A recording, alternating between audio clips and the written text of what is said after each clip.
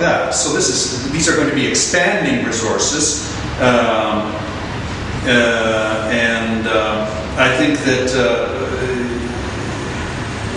that's about all I'm going to say for the moment. This is an ongoing project, but these are extremely useful in order to take account of past research, in order to be able to identify canonical concepts, canonical terms, in many cases names, proper names, places, such and such a Tathagata, such and such a previous Buddha, and so forth.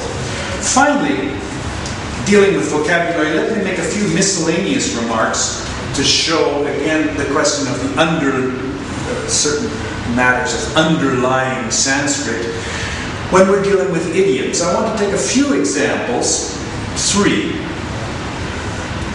One is the term that you'll see, gyurva or gyurpa, literally become. And the Sanskrit is bhuta, which is also literally become. Now, this is an idiom in Sanskrit which sometimes means become, as you have, say, for example, in the famous phrase of dignaga, pramana luta, semagyurpa, drola, and so forth.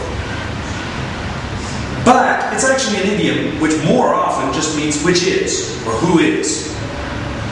So one of the things that you really traps you don't want to fall in, is being slavishly literal and translating every gyurva by become. It's often just which is. Who is.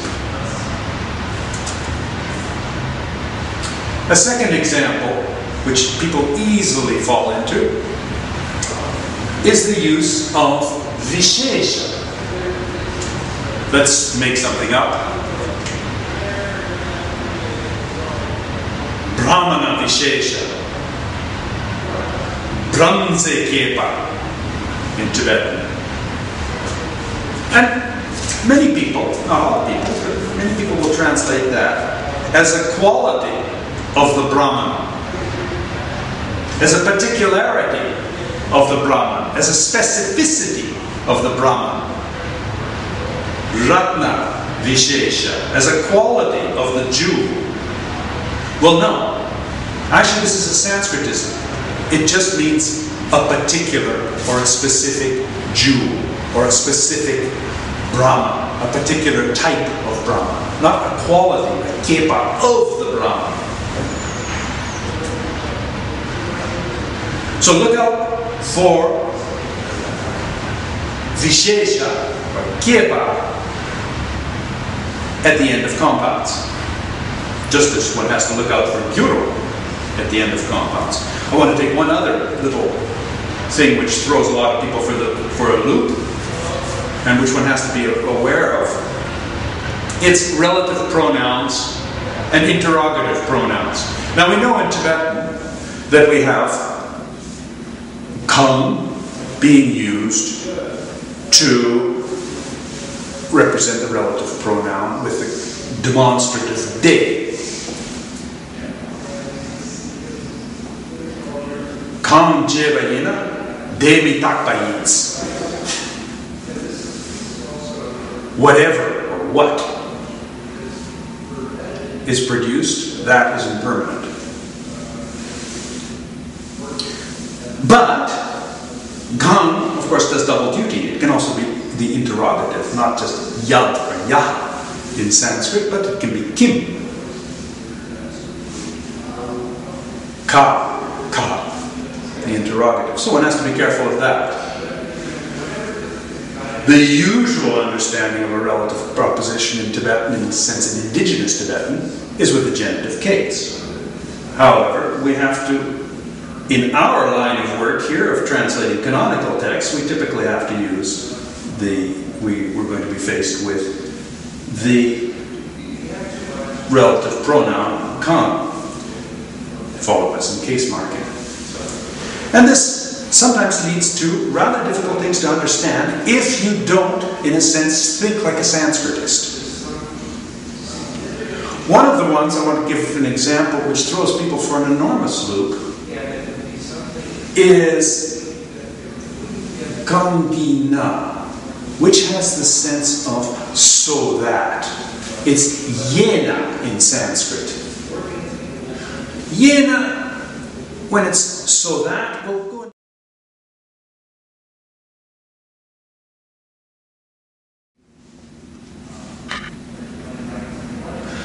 Okay, we're rolling again.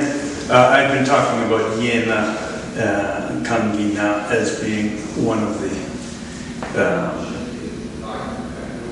traps which sometimes causes problems with people. I, in particular, had a doctorate student, and his text was full of these things. And once we actually figured out that that's what was going on, it made an enormous difference. Anyway, it's time to conclude. I guess the question that would seem to come out of all of this is, well, do you have to be a Sanskritist to translate Tibetan? No, fortunately you don't.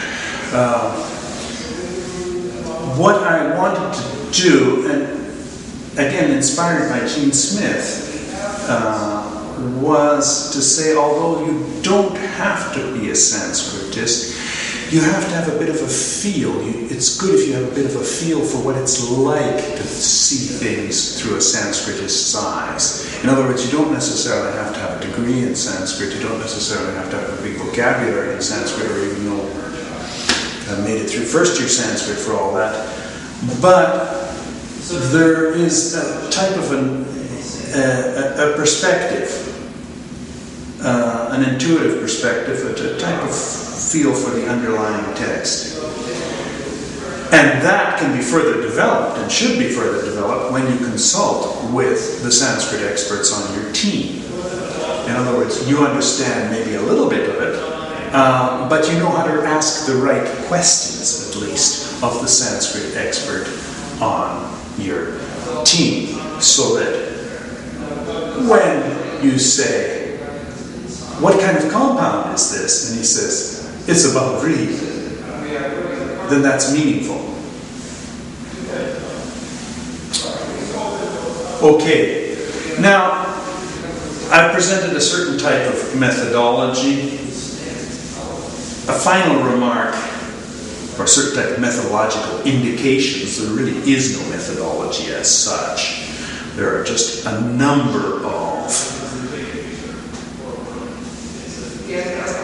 resources, a number of approaches, but there is no, as I said, a type of an algorithmic procedure.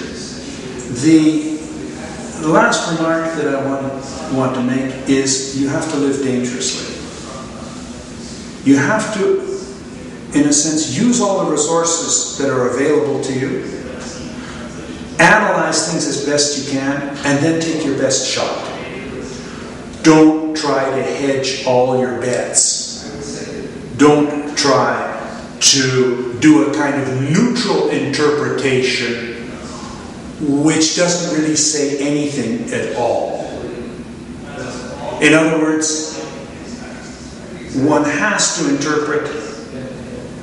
Interpretation involves risks. You try to get information from your Lama, from your Tibetan informant. You try to get information from these various sources. You try to use your background knowledge, the other texts you've studied, etc., etc. But in the end result, one has to take a shot at it. And one can't simply try to hedge all one's bets. The other thing one wants to do is not do a translation which is defensive. In other words, take a shot at it, take a risk of being wrong. I'll close with a remark that comes to mind quite frequently. I, at one particular point, spent some time with J.W. Dion. Some of you may know who he is, or who he was. Unfortunately, he's dead. Dion was a person who did a lot of reviews. He shot a lot of people down. I was a bit scared of him, as were many people. Dion said one thing which I've retained. He said, don't be afraid of making mistakes. Everybody is going to make mistakes. The question is, what kind of mistakes? What level are they on? What kind of